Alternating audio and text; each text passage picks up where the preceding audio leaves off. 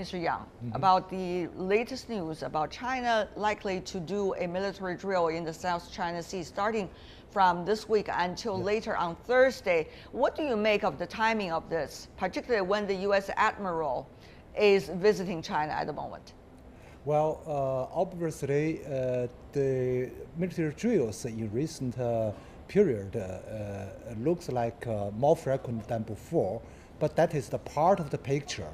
The other part of the whole picture, has been U.S. military patrols, surveillance, and activities in South China Sea suddenly increased, much more frequent than before. So that's a corresponding or reactive action from PLA.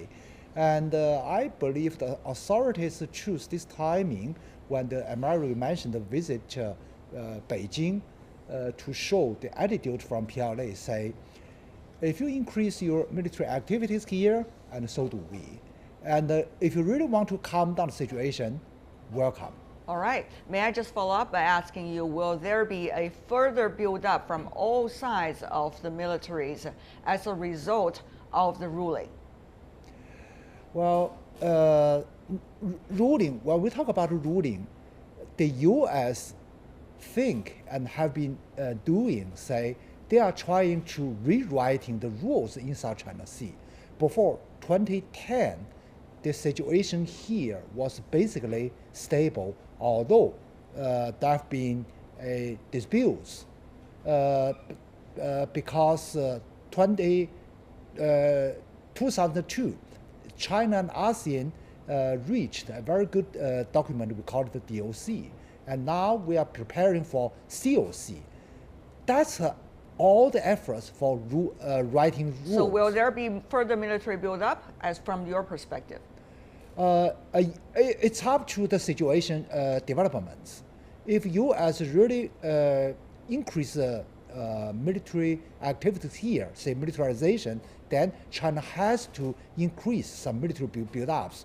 I did notice that, Mr. Yang, you didn't mention much about the Philippines. So may I go to the Filipino panelists that are joining us? Professor Heydarian, what do you think at this moment, President Duterte's approach to the disputes in the South China Sea to China?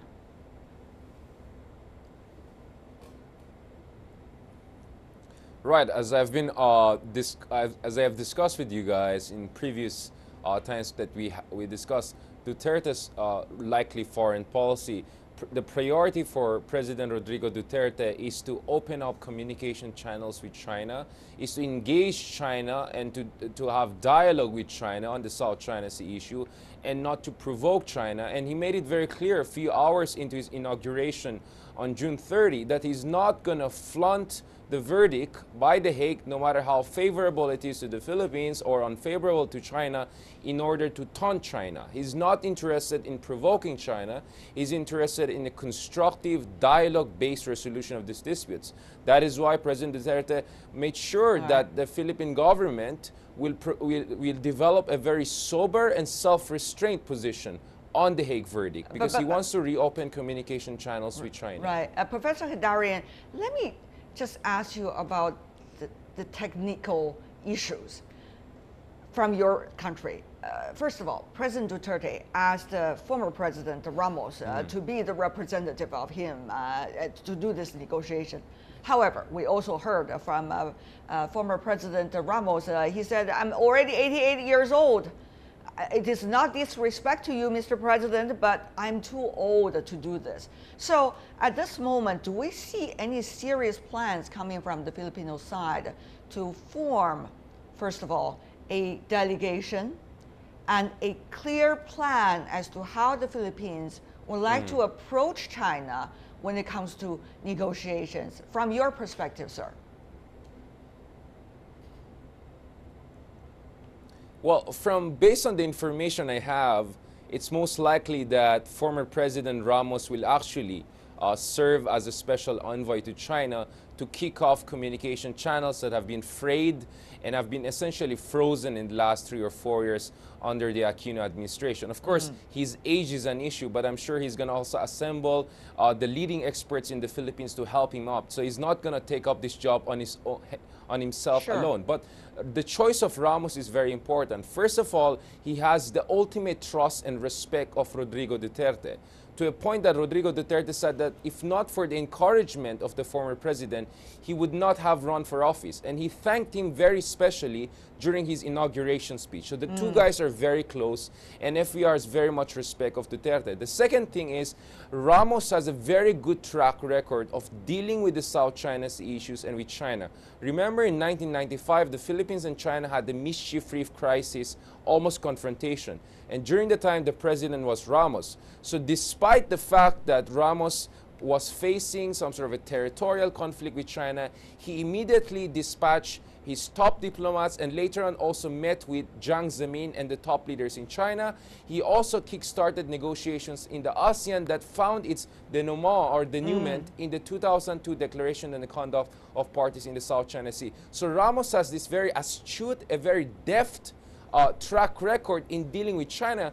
And among all former Filipino presidents, I think he's the only president who's still alive and who's not very controversial or doesn't have a major baggage. So I think he's the perfect delegate to kickstart negotiations with China. Now, what is the game plan of the Philippines? I think as far as the Philippine position is concerned, they feel that they already scored a slam dunk victory against China. Of course, I know China doesn't accept the verdict. They call it null and void. But from the Philippine position, they feel that they have the legal upper hand. But the fact of the matter is that China has the military operational upper hand. So the negotiations will be about how the Philippines can translate its legal victory into actual compromises on the ground. So it's very important for the two countries to find a common ground, especially on how we deal with the Scarborough Shoal, which could be a very dangerous flashpoint in the South China Sea in the coming months. All right. Mr. Yang here. Here are very interesting relationship here. So apparently, it is China and the Philippines in a territorial dispute. And there was a arbitrational ruling. The Philippines have been awarded with a sweepingly favor, while China does not recognize, does not accept. But on the other hand, when you look at the military possible confrontations, it is not between China and the Philippines. It is between China and the US that is now doing patrols in the South China Sea. And we all understand, as some scholars have pointed out, it is a proxy conflict in the names of the Philippines, in fact, between China and the United States, as some say. So, Mr. Yang, may I ask you about this? What do you make of the current situation of Duterte administration inside the Philippines? How can he be able to walk this tightrope in a way? He is the ally, the Philippines, of the United States. But at the same time, the neighbor really is China. Mr. Yang. Well, let's make the July 12th as a turning point, the date the arbitration presented the so-called final award.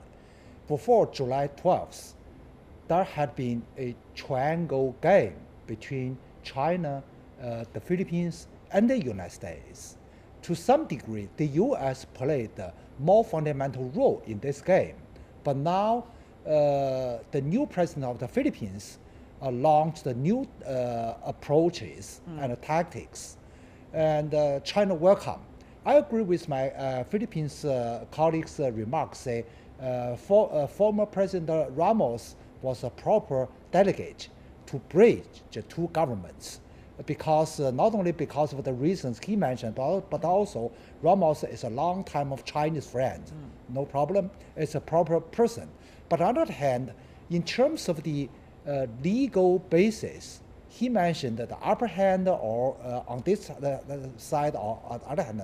So in terms of the legal basis, the arbitration is illegal. All right. We will not go into a debate about the yeah, arbitration because yeah. we've been debating that for weeks, and now we focus on what's the next step, because China has already stated very clearly it does not recognize, will not implement, and the Philippines said it is in our favor. Let's just put that aside because we're going to talk about a dialogue. So let's just see how a dialogue would proceed. Mr. Yang, from I'm our really perspective. hopeful. I think the situation is very hopeful. Number one, if the Philippine government exclude the outside factors, say exclude the U.S. influences, then the negotiation between China and the Philippines can go in smooth way. And secondly, the negotiation between the two sides should be based on, number one, historical facts, and number two, the international law. All right. Yeah. Okay. Professor Heydarian, also you don't want to filibuster the whole conversation. So briefly from you, what would that mean? Because President Duterte today already made his remarks talking about during the negotiations with China, if it could come true. He and the Filipino delegation is going to take care or take into consideration, in his words, the interests of the allies. Politically correct, of course, that's a statement, but would that mean also things could become ever more complicated? I mean, Duterte, without a question, Duterte is now under pressure from all sides. From the side of China, he's under pressure not to flaunt and taunt the verdict, because Duterte has the option of saying that, well, because the verdict says that China occupies no islands, that it only occupies low tide elevation, therefore Duterte can call upon the United States and Japan and other countries to conduct what they call free enough navigation operations, or under the enhanced defense cooperation with U.S. to give them more military access so that U.S. will have more military presence close to the Scarborough Shoal. But I think so far Duterte has made it very clear that he wants to have a much more independent and flexible foreign policy. So he's not going to abandon the allies, but he wants some wiggle room. Remember, Thailand and South Korea, or even Turkey for that matter, are also U.S. allies, either through NATO or through bilateral treaty alliances. Right. But these countries have had relatively independent foreign policy when it comes to China. So I don't think that just because the Philippines has a treaty alliance with the United States, that should tie its hand. Remember, during the Gloria Macapagal administration in the Philippines, we were still an ally of U.S., but we were able to actually have very robust relations with China. So I think this is what Duterte will try to do. And the aim here is to make sure that, first of all, in Scarborough Shoal, there will be no conflict, and hopefully we can find an understanding on how to perhaps share resources or to at least avoid military conflict in that area. Okay, and Mr. Yang, we only got 40 seconds for you, but we need to let you speak in order to balance the conversation. Everybody have a say. So, Mr. Yang, what do you make if there were thoughts about having a negotiation with the Philippines? How would China prepare for it? And how would the U.S.-China relation not to complicate further the relation with China and Philippines? Very simple. Two sides, both Philippines and China, should exclude any external factor effects.